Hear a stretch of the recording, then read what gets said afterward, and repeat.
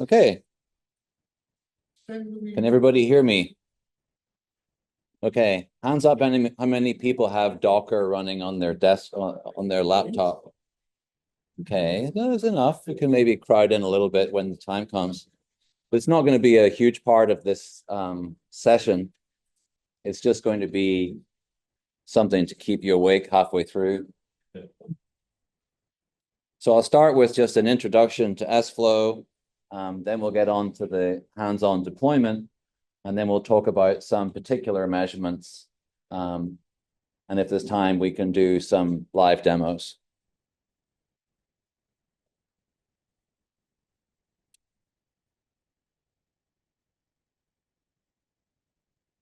So some of you probably heard all this before. Poor Matt's been hearing it for 20 years. But it's important when you're thinking about the sFlow monitoring to remember that it was designed not by a software engineer, but by a control engineer. Okay, so that means the system has a model. Key metrics are chosen to avoid hidden state. Observability and controllability is considered. The latency must be low for the measurements. They must be accurate enough. And it's only step 6 where you actually worry about using a protocol. And they did choose a good one. It's XDR, it's extensible, it's fast, it's efficient, but it's not at all the most important thing about sFlow. So this is what the sFlow data model actually looks like. I've got to choose which screen to walk in front of. I think we'll go this way. sFlow models a device in the network or a node, a switch, as being just a box with wires that makes a forwarding decision. It drops packets, it buffers them, it sends them, and it can lag links together. So basically something that can then form a graph, okay? So something that's an abstract model of a switching node in a packet forwarding graph. And then not everybody knows this, but there are models here for virtual switches, virtual machines or containers or Java VMs. And there's even a model for applications to sample client-server transactions as well.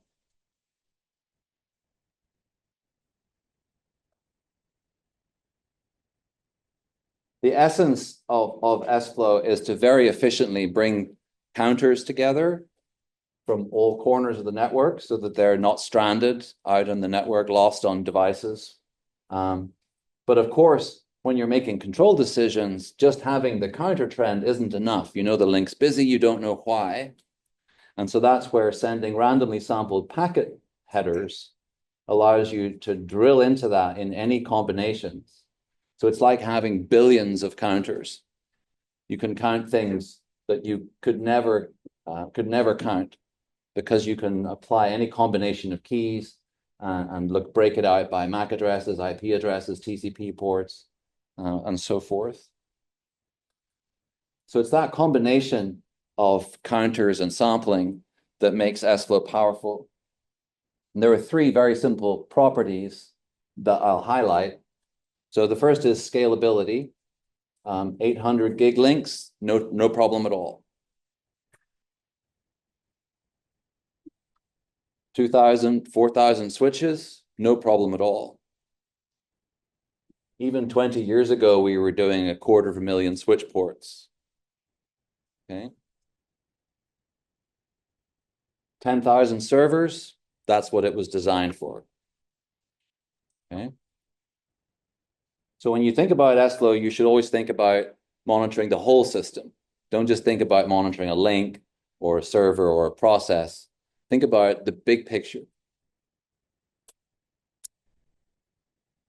Necessarily, then, it has to be simple. So this is what it looks like to enable sFlow on all ports of a sonic switch. You just turn on the feature and give it a collector, and the rest is automatic. It's similar on an Arista switch, maybe just a couple of extra things like enabling their BGP extension.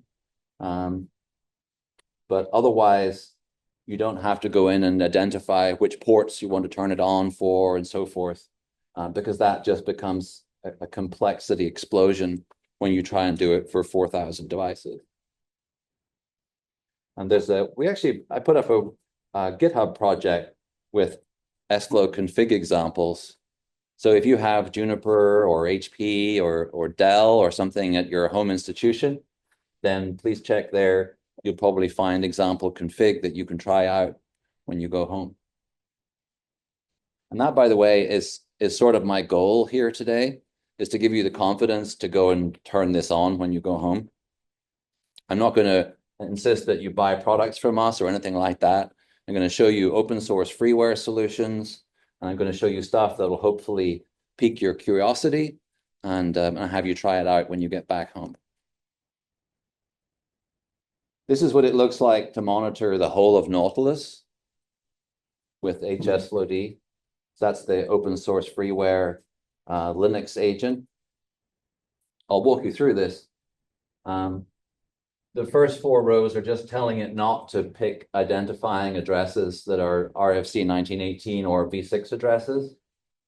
So given those constraints, it'll pick a typically globally accessible v4 address, which is fine for each node.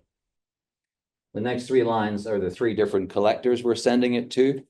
It's going to Elasticsearch, it's going to Traffic Sentinel, it's going to sFlow RT. Then we put in some custom sampling rates, although we could have left that out and accepted the defaults. Extended it to capture a little bit more header, because when you've got v6 over v4 over whatever, you can end up with a lot of depth. This line here just says, if you find a network interface that thinks it has a physical IF speed, then apply sampling there. So that line basically says sample every NIC in Nautilus. This line here we'll come back to later in more detail, but it's saying if you see a packet sample that's from a TCP connection, see if you can associate with that the current state of the TCP connection in terms of delay, loss, jitter, path-MTU, and so forth. This next line here activates the Kubernetes module, which means that virtual machine monitoring we were talking about earlier, that model will be used to model all of the pods, and they have their own set of counters. NVML is going to say, if you find GPUs, then gather the basic stats on the GPU usage, temperature, fan, so forth. And then this last line is saying, if this node drops any packets, tell me. And in fact, it's going to send me the headers of any dropped packet, not a sampled basis, each individual one. And the third important property is real time. Best way to illustrate this is with a DDoS mitigation example. And all you really need to notice here is that the sFlow RT DDoS mitigation kicks in so quickly that the attack is mitigated before it even ramps up. So the hosting provider that we developed this with got used to the idea that they had to go and tell people that they'd been attacked because they wouldn't otherwise have known. Maybe about 1/10 of a second, I think. Here's another example. This is a ROSE2 feed being monitored with sFlow RT. This whole thing is only a few minutes, so I think these peaks are about 15 seconds apart. And when you think about how ROSE2 is used as the protocol to drive AI machine learning, these oscillations in the throughput are actually a big deal. And so when you have a protocol that lets you see that, you can help it to drive actionable controls that do something useful, even in those high pressure environments. This slide illustrates the same thing. I started off with just a regular 20-second counterpolling interval, and then this oscillating data was coming in with the packet samples. So the packet sample signal is the blue line, and the counters are the red line. So then I set the counterpolling to a more aggressive 5 seconds, but even there you can see that it's the packet sampling signal that leads and the counters lag. So this is sometimes a surprise for people. They think that polling counters is the faster signal, but it's not true. Polling counters is actually quite slow compared to using the packet samples. And remember, the packet samples are the ones you can break out by anything you want. So they're really where the action is.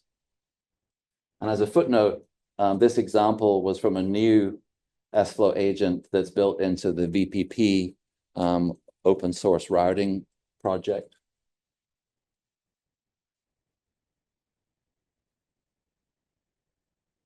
So the basic counters and sampling was defined quite a long time ago, but there's been some new developments that are quite important, even quite recently. So I'm going to go through that quickly just to show you that we're not just lying around.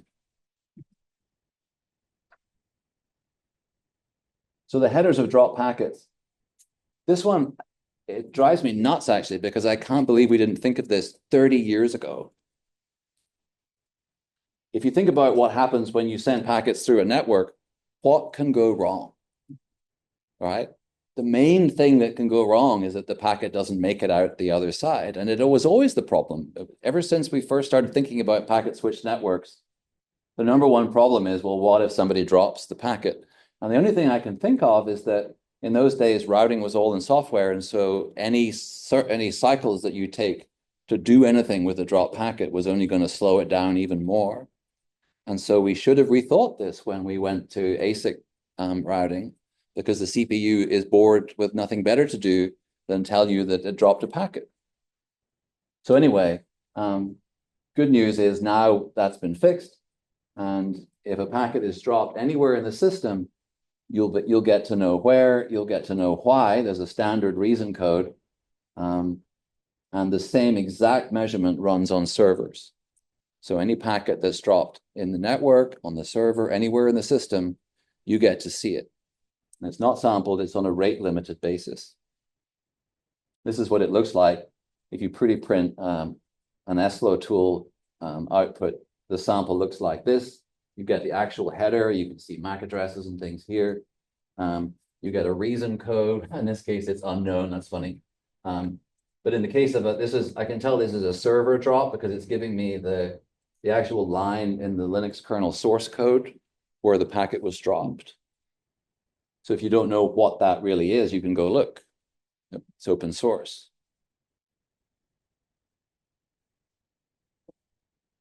Here's a hardware example. This was an Arista switch. It's doing a couple of 100 megabits per second, but it's still taking the time to tell us about the 2 or 3 packets that it's dropping. And in this case, it was because laptops and phones were being handed off from one Wi-Fi controller to another as they walked around at supercomputing. And that created a temporary hiatus where a packet came in a port it was supposed to go out on, dropped. And later at this time, I'll show you what this looks like on the Nautilus cluster when you run it across all 400 servers. Servers drop packets for a lot of crazy reasons. So it's quite an eye-opener. So the second thing I already touched on, but I'll show you a bit more detail, is being able to profile the network as seen by the TCP stack. So whenever you open a TCP connection and transfer a file or go to a website, the Linux kernel is actually working quite hard to profile the transfer function end-to-end across the network. So it's actually calculating things like the delay and the minimum delay and the loss and the jitter, all these measurements that are actually what you would quite like to know.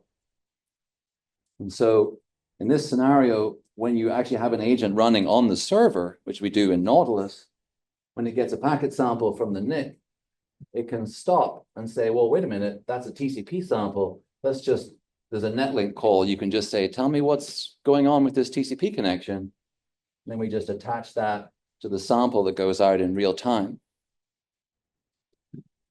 So what you get looks like this. Here's your packet header down here. And associated with every packet sample, you now have round trip times, variances, path-MTUs, message size, segment sizes, and so forth. So for example, in Nautilus, the path-MTU, we have a watchdog that looks for any node in the system that might temporarily or for some reason be reverting to 1500 instead of the 9000 it's supposed to be doing, because it causes chaos.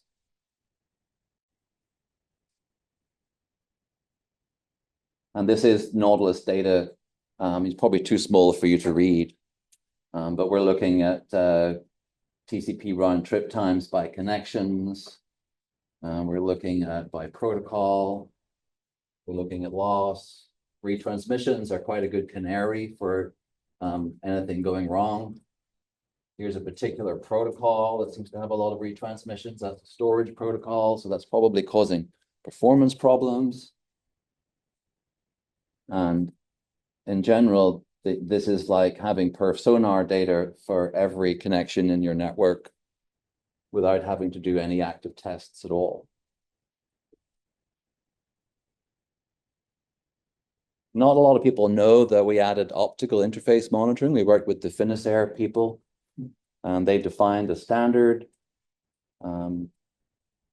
The open source freeware will try to extract that if it can by talking to the EEPROM locally.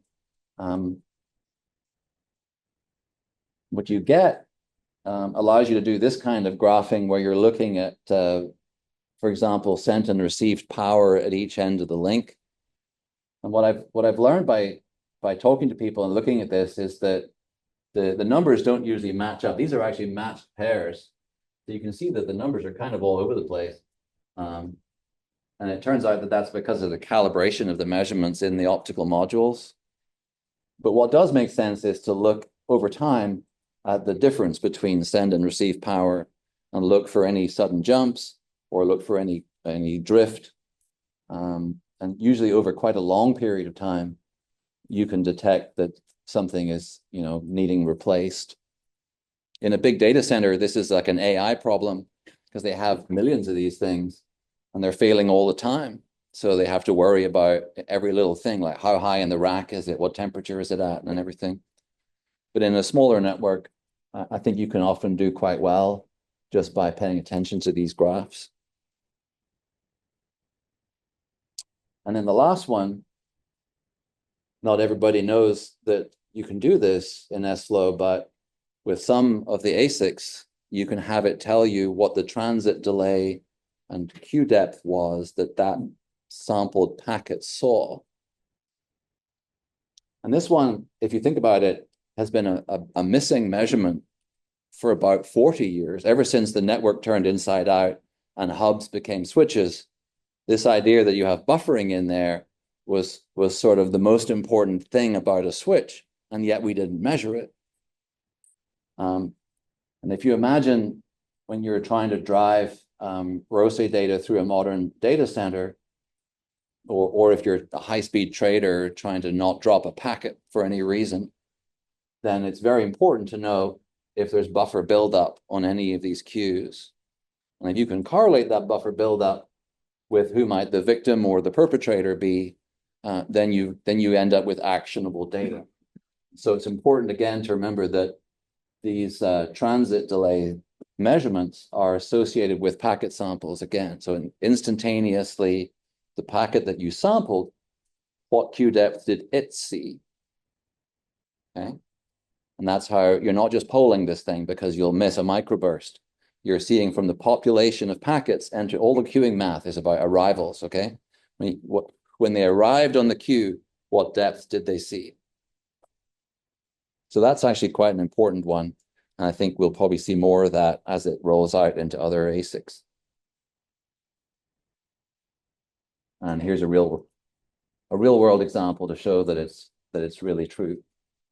So Q7 is seeing 800 nanoseconds or whatever that is. So what do you get when you put it all together? Traffic Sentinel is an example of a product that builds a traffic history with minute granularity that allows you to go back and look And it's useful for when you don't actually know what you're going to want to look at. So you want to go back and figure out what happened yesterday. Why was that congestion happening on a Tuesday afternoon or whatever it is. But perhaps for today, what's more interesting, I'll skip over this one. This is just telling you more about Traffic Sentinel. When you have blanket coverage, a lot of things become easy, like finding where the traffic went or where everybody's connected. And you can build dashboards and so forth. I can show you this product later. But more interesting for today is what happens when you look in real time, because then you have the option of real-time control. And what's interesting about this picture is that these lines here are kind of the same width, but it's not really like that. If you zoom in a little bit, it's really more like this, where over here you have kind of the Wild West, and here you have a groomed signal, and there could be as many as 6 orders of magnitude difference here. When you have real-time data, it's still alive. And if you correlate it with any other real-time measurement, the derived measurement is still alive. Okay, so you can do a lot of data reduction and still end up with a real-time signal coming out here. And so another analogy is you might be tingling all over because all your nerves are on fire, and the message out here could just be, I'm cold. Okay. This is like the bubble chamber in the Large Hadron Collider, and this is like, oh, look, we found the Higgs boson. Okay, you get the picture? So it's important to remember that even if it's 50% packet loss, this interface here can still tell you what's happening in the network. As soon as you've put this into a TCP connection onto some Kafka bus or something, you've essentially killed it, especially when there's 50% packet loss. Okay, so it's important to preserve this kind of asynchronous craziness as a way in, so that when all other lights go out, you can still see what's going on. We've had fun looking for things to do with the real-time control signal that can see the whole system, steering large flows to avoid collisions, a route cache thing that optimizes itself like every second. Microsoft were using it to trigger packet captures to find bad guys. DDoS mitigation I already mentioned. But I hope you guys will think of other things to do with it, because it's sort of a new thing to have sub-second visibility into the whole system as one. Okay, now we're going to have a bit more fun. If you didn't get Docker installed, then maybe scoot over a bit to someone who did. I haven't done anything much like this before, so I don't know how this is going to go. But let's have some fun. What I suggest you do is just go to blog.sflow.com and search for the word, oh, I didn't even spell it right, compose, because we're going to use Docker compose to build a tool chain in one command.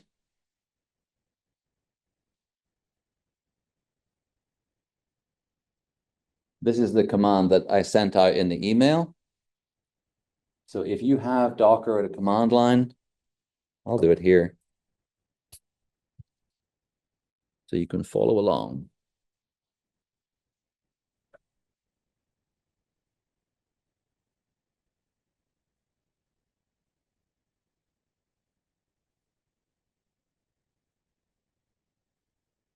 There. Okay, my laptop is now an sFlow collector.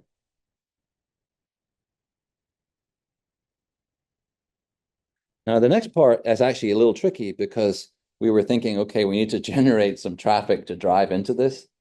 But it's in a public conference like this, it's quite hard to come up with a packet capture that you can just share. So I went into a virtual machine that I've spun up temporarily last night and kind of captured some sFlow while I watched YouTube, and then uploaded that. So on the next slide, you can see where to go get it. It's this one.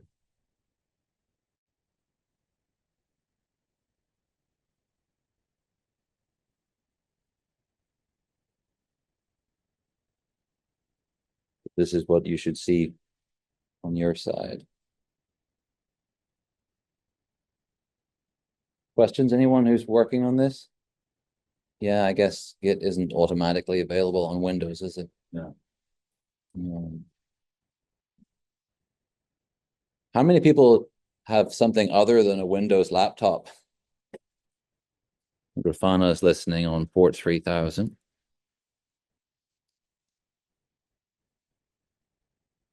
And the default login is admin.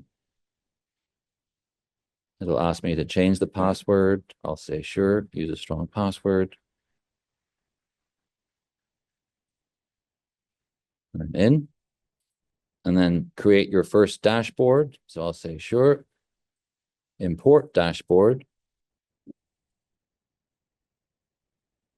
Just give it this code. Say load. And then you select the sFlow RT data source and import. And now we have a dashboard with interface counters. Finally, the third example that we have on here illustrates a little bit more about what's going on under the hood. So I'm going to extend the Prometheus script to collect more data from sFlow RT. So this is going to ask for data by country and by autonomous system.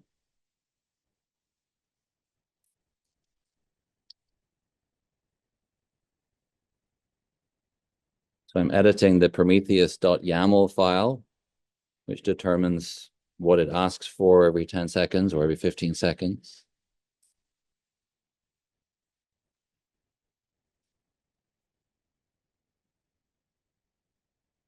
And then I can say Docker restart Prometheus. And now that we've defined that, we can go and add another dashboard. 11146.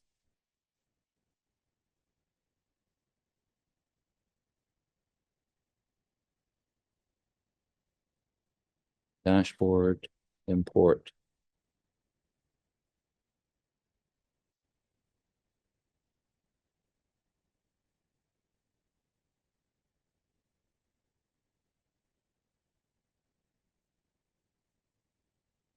This one, let's take it down to just the last 5 minutes so you can see. This one is actually pulling out traffic by AS number. So it knows I was watching YouTube. So the AS is Google. Cloudflare were involved, apparently. And the country was United States. So part of the reason that this is easy is because when Prometheus asks sFlow RT for data, it'll actually start generating that particular profile of data automatically. You can see the same effect when you go into the manual tool that we were looking at earlier. If I just ask this to be broken out by IP source and IP destination, then sFlow RT will just start doing that for me. And you can define as many of these as you like. See, if I just ask for protocol stack, you can see that YouTube was using the quick protocol to download the video. So that's how easy it is to set up a tool chain. Okay, so we're going to dig a little bit more now into the TCP delay, loss, and jitter measurements.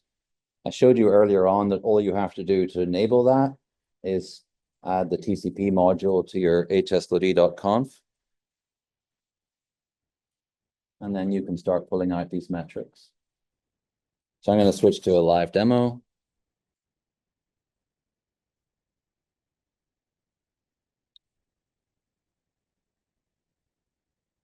yeah, here's the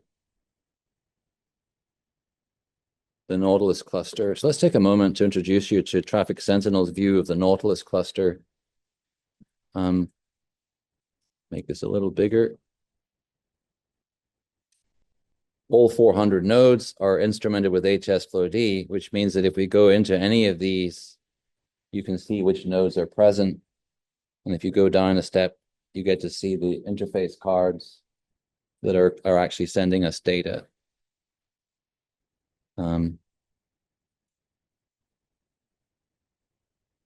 There's a lot of different, some of these have physical devices as well. Here's where we are right now. Quite a few things going on. At any point in this tree, you can just say, show me the traffic. So here's the top talkers, top sources right now. As usual, it's all storage traffic almost always. If I just do top protocols,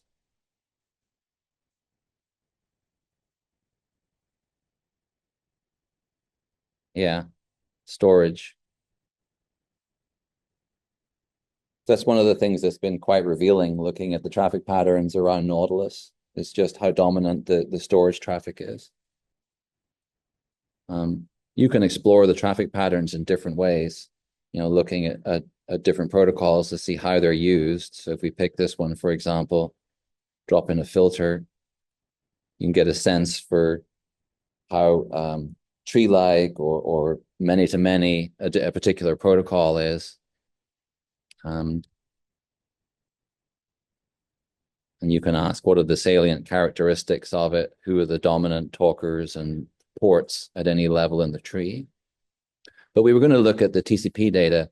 So I'll show you in more detail what that looks like if you're just querying it directly. So here we're going to ask for the traffic data broken out by source group and destination group. So that'll be like the names of the institution. And we're going to ask for the round trip time, the minimum round trip time, and then we'll also ask for the difference between the round trip time and the minimum round trip time, which actually will give us the queuing delay. And if I'm just testing that, I'll test it over the last 5 minutes. So just ask for the top 50 and test the query, get a tabular result. And so these numbers over here are actually giving us queuing delays across the network.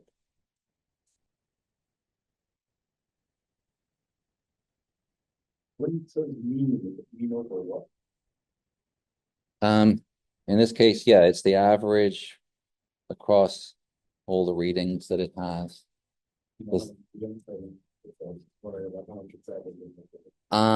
I could ask for just how many readings there are. Yeah, if I just say, what's the number of TCP RTT readings that you're getting here? So it's in the order of hundreds or 1,000. So that's usually the way this tool is used. You're either doing an ad hoc exploration to find something, or you're scripting to build a dashboard or something like that. So if I go to the dashboard builder, we've got some we made earlier. So for example, if you just start with the zone dash, then it'll give you data for basically every group that's represented. So you can probably each find your own group in this page.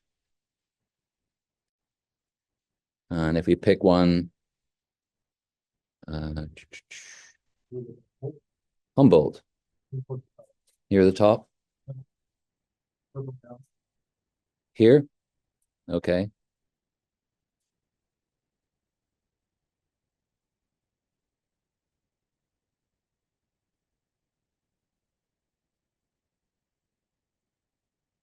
So top protocols, storage, AS pairs, CSU net to Optipeer, SDSU science network, some traffic to Korea.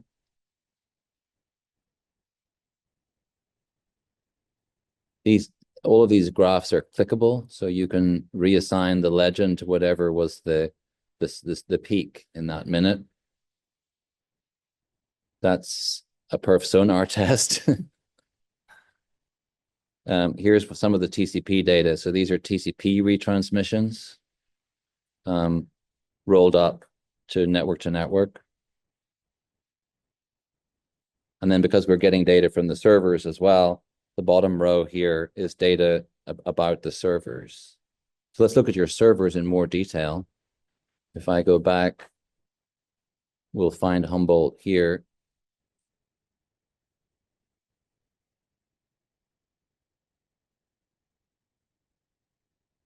So this is the whole of Nautilus as if it were one computer. It's got a load average of about 4,000 or 5,000. It's got about 150 terabytes of RAM.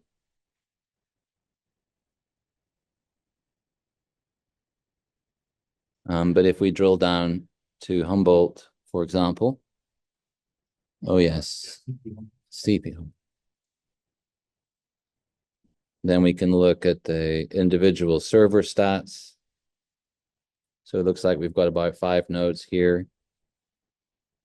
And we can also look at the virtual machine status. So these are all the pods that are running on those nodes.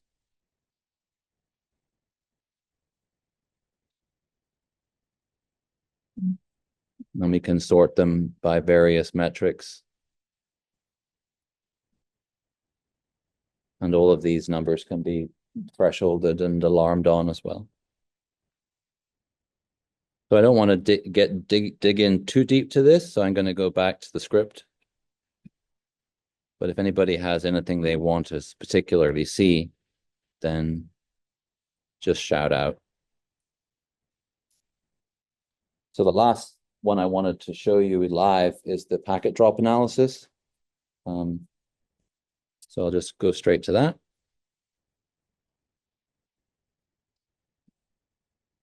So this is real-time traffic for the whole of Nautilus. sFlow RT is just running on a virtual machine, by the way. It's just a pod.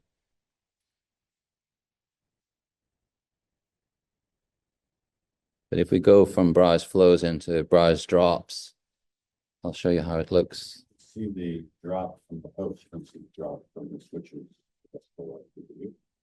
You do, but there aren't very many drops from the Arista switches that you have. Right. So if I just ask generally for the drop reason and packets per second, it'll be dominated by the servers.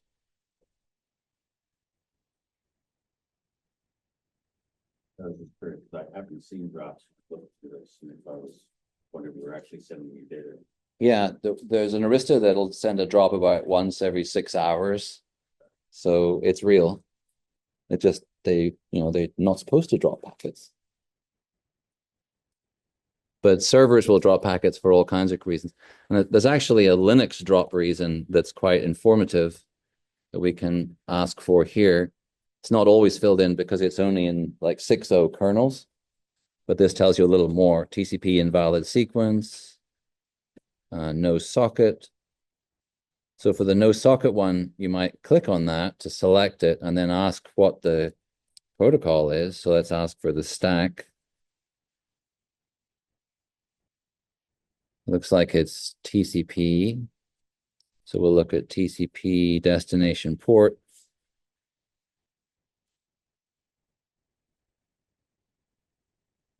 There's really quite a lot of that going on, 4 or 5 times a second. I mean, I guess that's the whole world.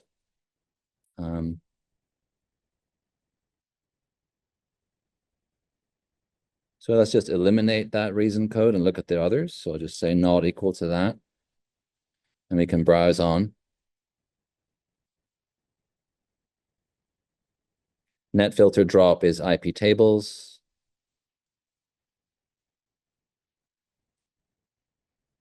Sometimes it's interesting to focus on individual protocols. So 5001 is, I think, is iPerf, isn't it? Or is that, or maybe that's what perf sonar uses. So we can ask to break that out by which node saw it. We'll probably see that it's, yeah, perf sonar. So without leaving our chairs, we can nose around on things that are misconfigured or going wrong anywhere in the cluster. So does this include public-facing interface, like something that's exposed to the internet? No, actually, it doesn't. If you wanted to be allowed to access it, though, the guys, I mean, for them to let me loose on the network indicates the level of recklessness that they're willing to tolerate. So I think if you asked, they would be perfectly happy to give you an account, and then you'd be able to log in and take a look. Yeah, right now it's restricted to only, you have to be at an RP site. Okay. I think that's due to the various privacy people at all the different campuses. Yeah, when you're looking at packet headers, there's a lot of detail there. So it can't just be broadcast. So that was mostly what I wanted to show you guys. There are some other fun things. Well, maybe I'll show you this one last. Then there are other visualizations you can look at that are fun. So if we go to this one here, sunburst. So this is real-time traffic broken out by the protocol stack.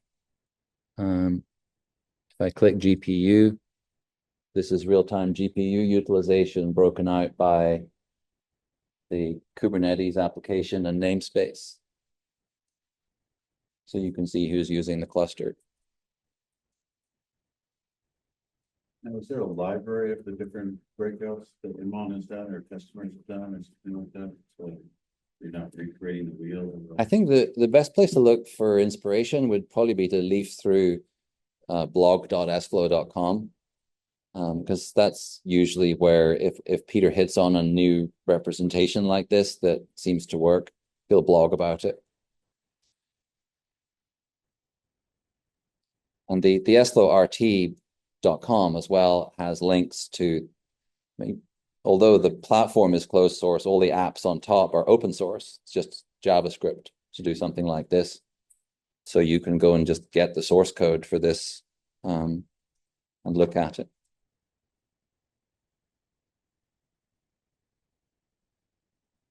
So that's maybe the last slide I'll put up then is this one, just to show you where to go for more information.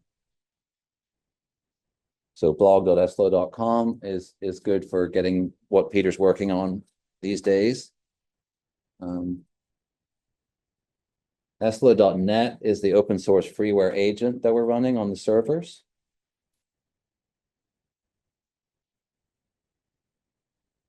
And sFlowRT.com is where you go to get that platform. You don't need to even give us an email address. You can just run it.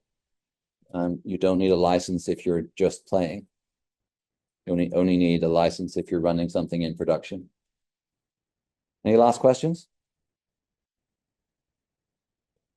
It looks like the majority of the data that we were seeing is all network traffic data. What's the logic behind pulling in GPU information as well? It's part of the story of what you're getting from the servers, we're getting the CPU, memory, and IO stats for the box as a whole, and for every virtual container or virtual machine or Java VM. And so the GPU fits in with that quite nicely. There's also about 60 network stack counters for things like fragmentation and reassembly, so there's a network slant to it, but you do get quite a lot of straightforward like ganglia style metrics about the servers. When you were looking at hardware information, I for some reason assumed that was like switch information for hardware, not necessarily the servers. Yeah, some of the switches actually run the same agent as their sFlow agent, So you can actually get CPU memory and disk stats from a Cumulus switch, for example, as well. Why not? It's a node in the network. It should tell you what it's doing. The GPU stats mainly NVIDIA or? Just NVML, yeah. If we see a lot of other GPUs, then we can probably add that. Do you have AMDs? We have Habana, Intel, and we're just putting in Cray right now. Okay, so that's something to look at. Yeah. Playing around with